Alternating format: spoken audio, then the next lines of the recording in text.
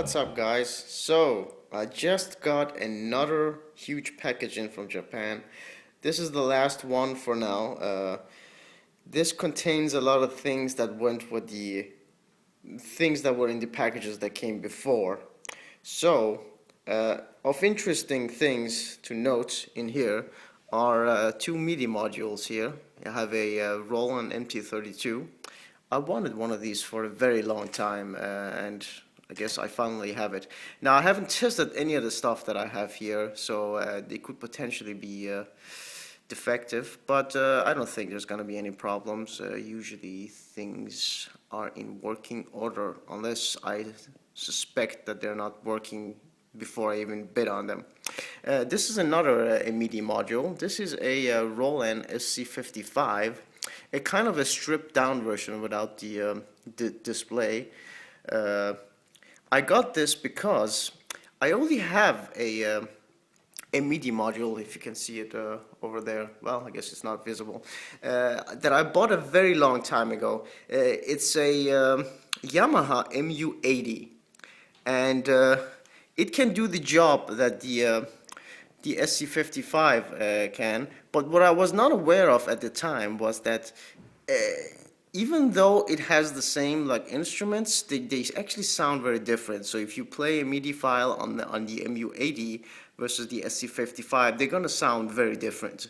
So I wanted one with a more authentic sound, because a game that has been developed for the SC55, should sound most accurate on an SC55. So I got this.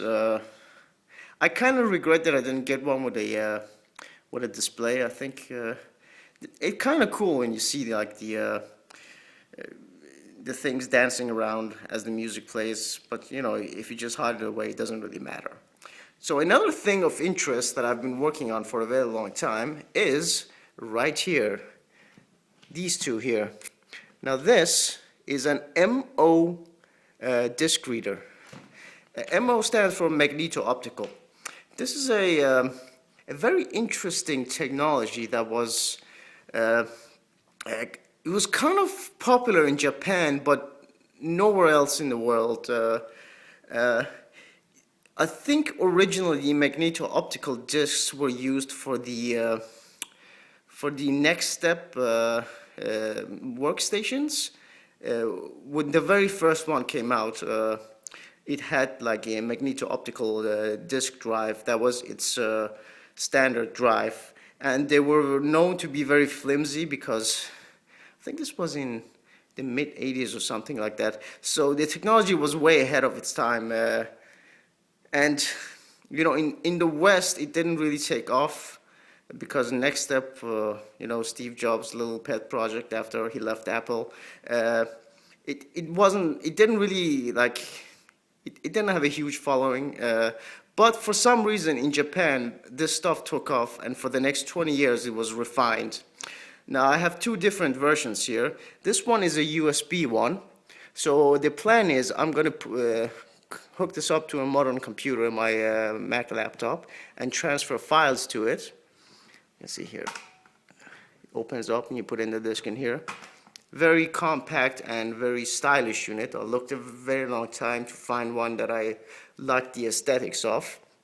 Now this one, I had to look even longer to find one that I enjoyed the aesthetics of. I bought this mainly because the coloring scheme, it kind of goes well with the X68000 over there.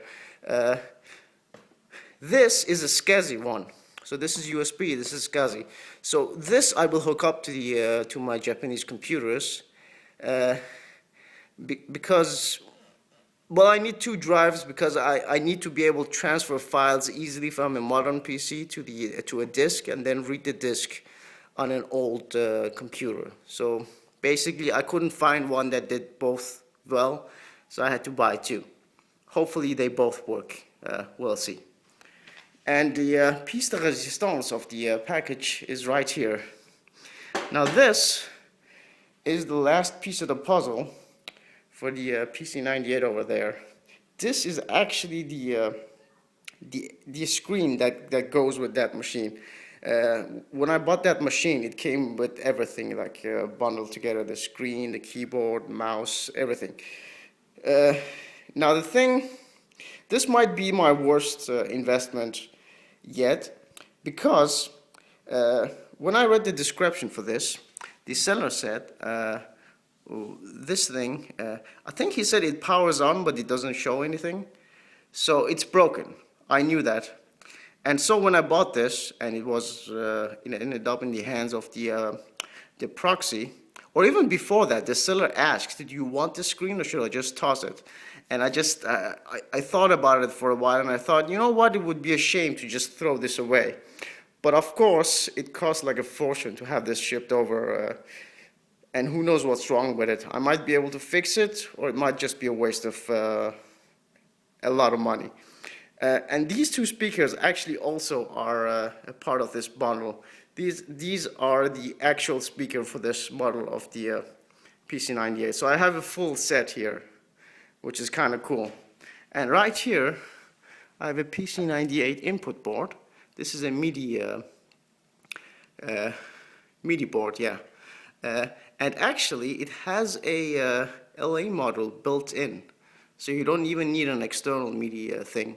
But it can actually send MIDI data out through some sort of proprietary thing.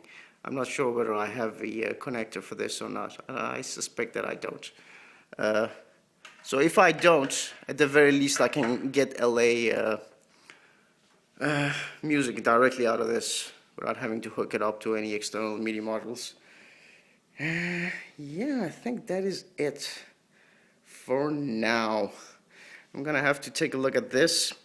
Unfortunately, it might not come out so well in the video, but it is significantly yellowed.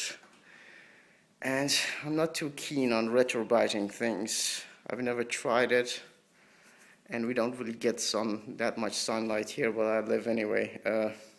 So we'll see whether I will bother with that or not.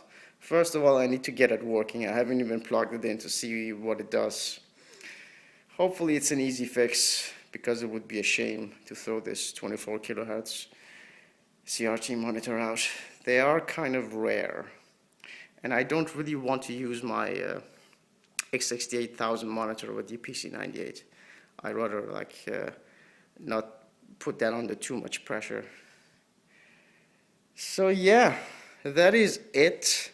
I will do in the future a kind of a demonstration video for the MO drive when I get that working, because I think it's a very interesting piece of technology and a viable way to like transfer files from a modern PC to an X68000 if you don't have a flash drive setup thingy going.